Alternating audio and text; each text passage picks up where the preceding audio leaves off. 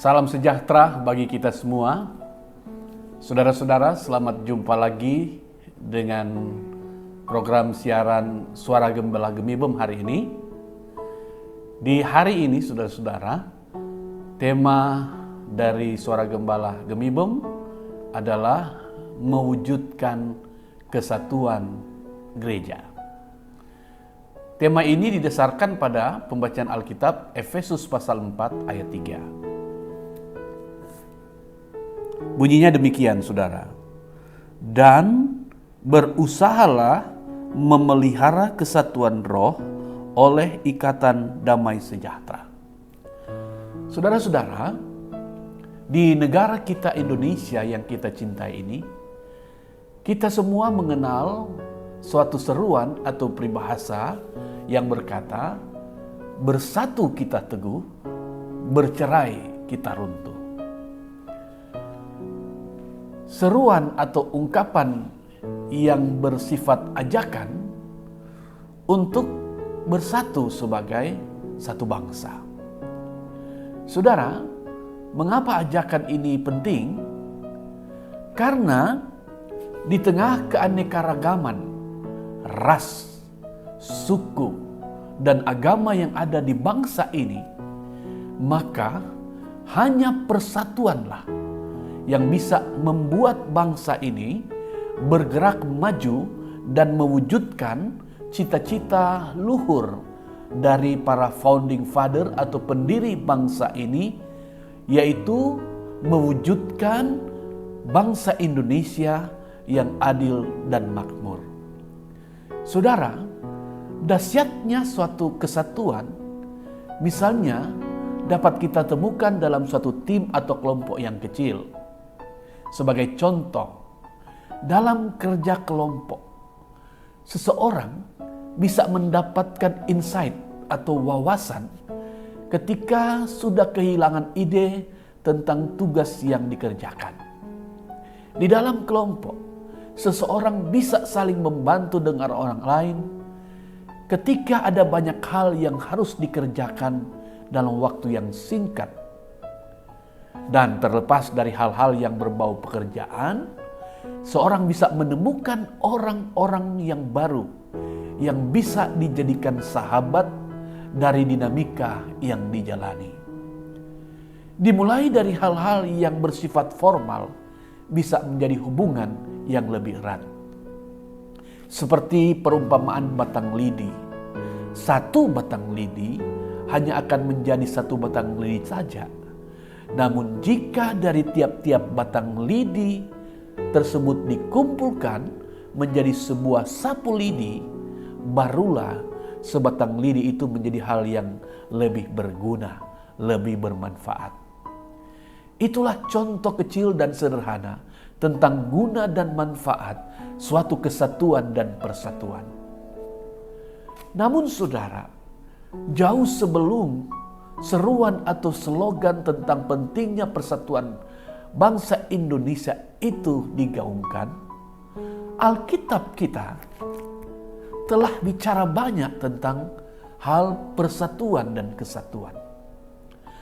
Hal kesatuan dan persatuan orang percaya selaku tubuh Kristus. Itulah yang kita baca antara lain dalam Efesus 4 ayat 3. Dalam bagian Alkitab ini, bahkan seluruh perikop Efesus 4 ayat 1 sampai 16, kita membaca Rasul Paulus mengingatkan bahwa perbedaan karunia dalam jemaat merupakan suatu keniscayaan. Karena Tuhan Sang Pemberi Karunia senantiasa memiliki tujuan di balik anugerah karunia yang diberikannya berbeda kepada setiap orang. Karena semua karunia yang ada pada setiap anggota jemaat adalah karunia Tuhan, maka segala karunia yang ada itu baik adanya dan mestinya menjadi suatu kekuatan untuk mempersatukan dan bukan menjadi alasan dan sebab terjadinya kerenggangan, keterpisahan, dan kehancuran suatu persekutuan. Saudara, Tuhan sang sumber karunia yang adalah satu adanya itu mengaruniakan karunia kepada umatnya agar umat menjadi saluran yang mengalirkan berkat dan kasih Kristus kepada semua orang melalui karunia-karunia yang ada pada mereka. Aliran yang mendatangkan kebaikan dan bukan keburukan. Karena itu saudara, Paulus dengan sangat serius dan sungguh-sungguh mengingatkan jemaat agar memelihara kesatuan dan keutuhan jemaat sebagai tubuh Kristus. Satu tubuh Kristus. Bagaimana caranya? Semua harus dilakukan di dalam roh. Apa tandanya bahwa setiap anggota jemaat telah berusaha untuk memelihara kesatuan di dalam Roh Kudus itu? Tandanya adalah ketika terjadi ikatan damai sejahtera di antara seluruh warga jemaat yang ada. Karena itu, dengan logika yang sangat sederhana, kita bisa menyimpulkan bahwa ketika dalam satu persekutuan masih ada rasa saling permusuhan, merasa yang satu lebih dari yang lain, masih ada roh kesombongan, mau menang sendiri, dan adanya keinginan yang kuat untuk memisahkan diri, serta segala sesuatu yang jahat di dalam dan destruktif di dalam hati, maka berhati-hatilah, karena bisa dipastikan bahwa di dalam persekutuan itu masih ada anggota yang kurang, bahkan tidak bersungguh-sungguh untuk melibatkan roh dalam menciptakan kesatuan dan ikatan damai sejahtera di antara anggota jemaat. Karena itu saudara, setiap anggota jemaat hendaknya waspada dan berhati-hati dengan dirinya, terutama keakuan diri sendiri. Karena keakuan yang tidak dikekang, keakuan yang tidak dikendalikan akan melahirkan sifat dan keinginan untuk menang sendiri, untuk benar sendiri, sementara orang lain wajib menyesuaikan. Dan pada akhirnya sifat itu membawa kehancuran persekutuan.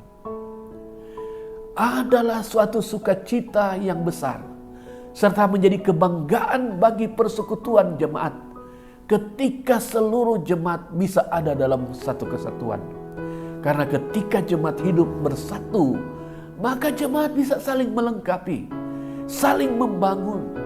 Dengan begitu, damai sejahtera selaku persekutuan orang-orang percaya yang terikat dalam satu tubuh, satu roh, dan satu pengharapan, satu Tuhan, satu iman, satu baptisan, dan satu Allah dapat diwujudkan dalam panggilan bersama, sekaligus memuliakan Allah dan menjadi berkat bagi dunia ciptaannya.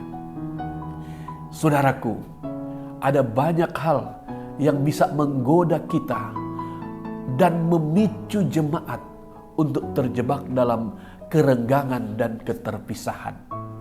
Tapi ketika seluruh jemaat selalu membuka ruang hati untuk kuasa Roh Kudus bertakhta, setiap anggota jemaat tidak akan tergoda. Godaan hanya akan menjadi potensi, tapi tidak akan menjadi suatu kekuatan untuk menjadi hal yang benar-benar dapat menghancurkan persekutuan. Ingatlah saudara-saudara, Tuhan kita Yesus Kristus berdoa bagi kita murid-muridnya, bagi gerejanya, agar murid-murid, agar gereja bersatu seperti Dia dan Bapanya yang adalah satu adanya. Semoga itulah yang akan gereja, yang akan kita usahakan, kita wujudkan sebagai satu persekutuan milik Tuhan Yesus Kristus, Kepala gereja kita. Tuhan Yesus memberkati saudara-saudara sekalian. Amin.